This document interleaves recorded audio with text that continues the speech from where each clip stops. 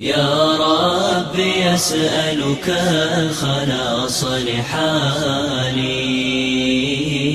فأنا ضعيف وهذه أحوالي. بسم اللہ الرحمن الرحیم.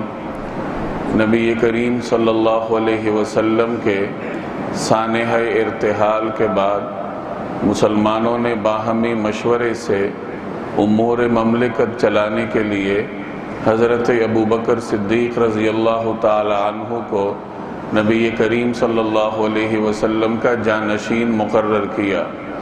خلیفہ مقرر ہونے کے بعد حضرت ابوبکر صدیق رضی اللہ تعالی عنہ نے ایک خطبہ ارشاد فرمایا جسے آپ خطبہ خلافت کہہ سکتے ہیں.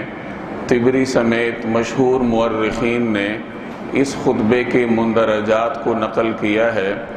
اس خطبے میں حضرت ابوبکر صدیق رضی اللہ تعالی عنہ نے اپنے منشور کا اعلان فرمایا کہ کس منہج پر چل کر میں مسلمانوں کی حکمرانی کی ذمہ داری ادا کروں گا. اس خطبے میں سے 2 جملے میں نقل کیے دیتا ہوں. چنانچہ مسلمانوں سے مخاطب ہو کر حضرت ابوبکر صدیق رضی اللہ تعالی عنہ نے ارشاد فرمایا کہ اے لوگو، اس منصب میں میرے لیے کوئی راحت نہیں ہے.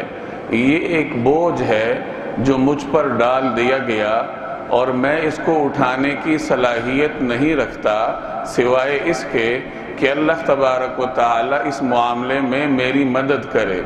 اگر میں صحیح کام کروں تو تم لوگ میری مدد کرنا، اور اگر میں غلط کام کروں تو تم لوگ مجھے سیدھا کر دینا. یہ 2 جملے میں نے حضرت ابوبکر صدیق رضی اللہ تعالی عنہ کے خطبہ خلافت میں سے نقل کیے ہیں، اور ان 2 جملوں سے 2 سبق حاصل ہوتے ہیں. پہلا سبق یہ ہے کہ یہ حکومت کوئی ایسی چیز نہیں ہے کہ آدمی اس پر خوشی منائے، بلکہ یہ ایک بوجھ ہے اور ذمہ داری ہے، اور جہاں جہاں تک ایک آدمی کی حکومت رہتی ہے اس علاقے کے رہنے والے ہر آدمی کے بارے میں اس سے پوچھ گچھ ہوگی.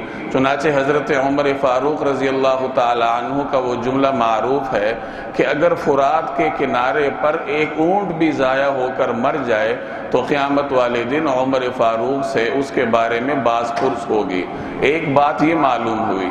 اور دوسرا سبق یہ ملتا ہے کہ حکمران کا یہ کام ہے کہ وہ اپنے آپ کو عوام کے لیے محاسبے کے لیے پیش کرے، اور عوام کی یہ ذمہ داری ہے کہ اگر حکمران صحیح کام کرے تو وہ اس کا ساتھ دیں، اور اگر حکمران راستے سے ہٹے یا غلط کام کرنے لگے تو محض تعصب کی بنیاد پر یا اپنی پارٹی کی وابستگی کی بنیاد پر اس کی حمایت کرنے کی بجائے جہاں تک ہو سکے اس کو سیدھے راستے پر چلنے پر مجبور کرنا چاہیے.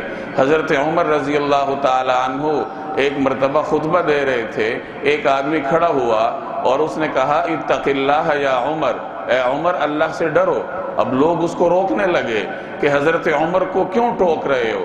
حضرت عمر رضی اللہ تعالی عنہ نے روکنے والوں کو منع فرمایا اور ارشاد فرمایا کہ اس کو کہنے دو، کیونکہ اگر یہ نہ کہے تو پھر ان کا فائدہ ہی کیا ہے، اور اگر ہم ان کی بات نہ سنیں تو پھر ہماری ان کو ضرورت ہی کیا ہے.